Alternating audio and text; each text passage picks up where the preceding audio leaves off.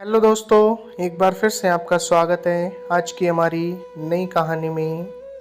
आज की कहानी का शीर्षक है मुफ्त ही मुफ्त। ये कहानी बहुत ही इंटरेस्टिंग होने वाली है क्योंकि इस कहानी में एक कंजूस इंसान की ज़िंदगी को लेकर बताया गया है जो अपने जीवन में काफ़ी सारा धन जोड़ता है लेकिन अपनी कंजूसी के कारण खुद ही औंधे मुँह गिरता है। तो चलिए, कहानी काफ़ी ज़्यादा अच्छी होने वाली है। कहानी को स्टार्ट करते हैं। प्राचीन समय की बात है। किसी नगर में एक भिखू भाई नाम का इंसान रहता था जो बहुत ही कंजूस था। एक दिन उनका मन नारियल खाने का हुआ, लेकिन इसके लिए ना तो वे बाजार जाना चाहते थे ना ही पैसे खर्च करना।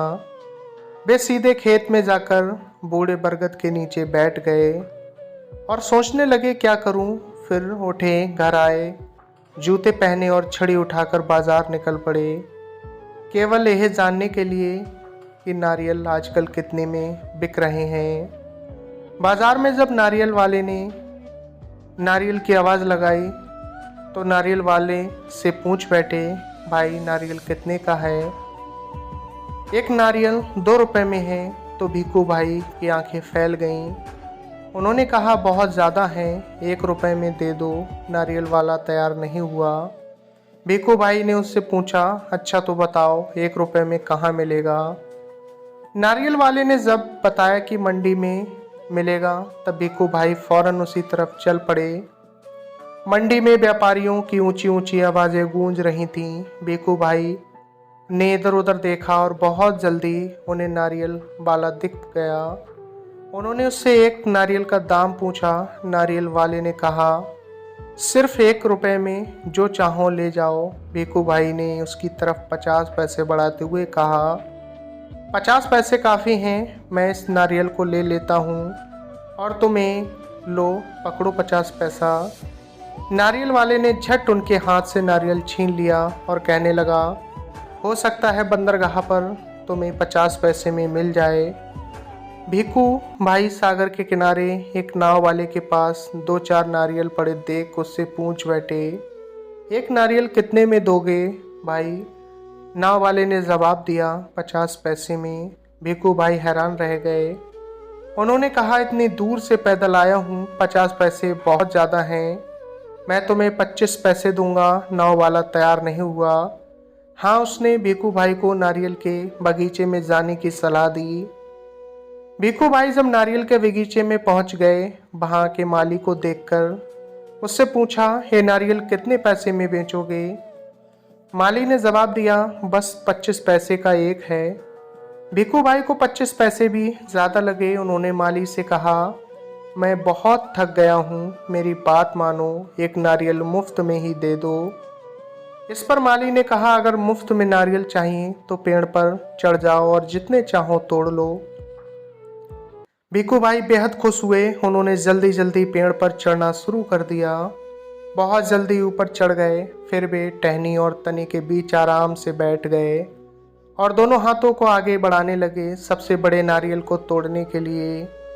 अचानक उनके पैर फिसल गए। उन्होंने एकदम से नारियल को पकड़ लिया। उनके दोनों पैर हवा में झूलते रह गए। उन्होंने माली से मदद की विनती की। माली मदद देने से मना कर दिया। तभी ऊंट पर सवार एक आदमी वहां से गुजरा। भिखू भाई ने उससे मदद मांगी। वह तैयार हो गया। ऊंट की पीठ पर खड़े होकर उसने भिखू भाई के पैर को पकड़ लिया। ठीक उसी समय हरे भरे पत्ते खाने के लालच में ऊंट ने गर्दन झुकाई और अपनी जगह से हट गया। नतीजा हुआ कि वह आदमी ऊंट की पीठ से फिसल गया। अपनी जान बचाने के लिए उसने भिखू भाई के पैरों को कसकर पकड़ लिया।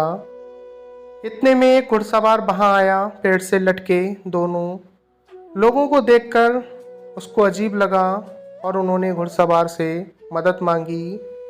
घुड़सवार ने सोचा, मैं घोड़े की पीठ पर चढ़कर इनकी मदद कर देता हूँ। फिर वह घोड़े पर खड़ा हुआ, लेकिन घोड़े ने भी वही किया जो ऊँट ने किया था। हरी घास के चक्कर में घोड़ा भी आगे बढ़ गया और अपने मालिक को ऊपर लटका दिया। ऊंट वाले के पैरों से लटकते हुए घुड़सवार भी नीचे झूलने लगा। नारियल के पेड़ से अब 3 जने झूल रहे थे। घुड़सवार ने भीखू भाई से कहा, काका काका कस के पकड़े रहना, मैं आपको 100 रुपए दूंगा। इसके बाद ऊंट वाले ने कहा, काका मैं आपको 200 रुपए दूंगा, आप कस के पकड़े रहना, लेकिन नारियल को छोड़ना नहीं। भीखू भाई 100 और 200 के चक्कर में कुछ ज़्यादा ही खो गए। खुशी से उन्होंने अपने दोनों हाथों को छोड़ दिया और बाहें फैलाकर पैसों के बारे में सोचने लगे। इतने में नारियल हाथ से छूट गया और इसी के परिणाम स्वरूप घुड़सवार, ऊंट वाला और भीखू भाई तीनों जमीन पर धड़ाम से गिर पड़े और दूसरे क्षण ही एक बहुत बड़ा नारियल भीखू भाई के सिर पर आ फूटा। तो दोस्तों बस इतनी सी थी ये कहानी आपको कैसी लगी? दोस्तों लालच बहुत बुरी बला है और कंजूसी उससे भी बुरी बला है। तो ज़िंदगी में कुछ भी करना लेकिन कंजूसी मत करना, क्योंकि जो भी आप कमाते हो खुद के लिए कमाते हो, ना कि जोड़ने के लिए। दोस्तों अगर ऐसी कोई इंटरेस्टिंग कहानी आपके पास भी है तो हमारे साथ शेयर ज़रूर करें। कहानी अगर अच्छी लगी तो उसे हम अपने चैनल पर प्रकाशित करेंगे। मिलते हैं फिर अगली वीडियो में एक नई कहानी लेकर। आपने अपना कीमती वक्त दिया, तब तक के लिए धन्यवाद।